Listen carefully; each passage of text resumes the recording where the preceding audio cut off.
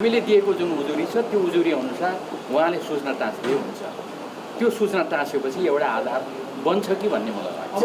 गर्न चाहिँ मिल्छ, तर कस्तो अचम्मको काम त भइरहेछ देशमा। यो त कानुन बमोजिमको काम हो। अब गर्ने नगर्ने उहाँहरू त्यसलाई शर्तको रूपमा उहाँले राख्नुभएको होला भन्ने मलाई लाग्दैन। शर्तको रूपमा राख्नुभएको हो भने स्थिति अप्ठ्यारो भयो भन्ने यहाँहरूले बुझ्नुहोस्।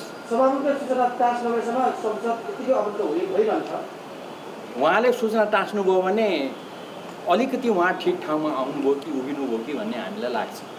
होइन भनेदेखि हामीप्रति भेदभाव भएको हो।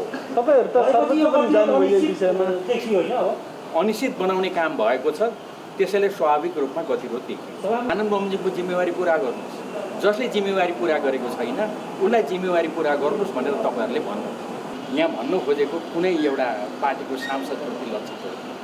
हामीले हाम्रो केन्द्रीय कमिटीले निर्णय गरेर कारबाहीको सूचना जुन दिएका छौँ त्यो सूचना प्रकाशित गर्नुहोस् भन्ने प्रश्न छ, अरूको दलको मान्छेको कुरा हो। त्यसैले यो जुन प्रसङ्ग आयो त्यो प्रसङ्गसँग यो कुरा फिटिकै मिलेन।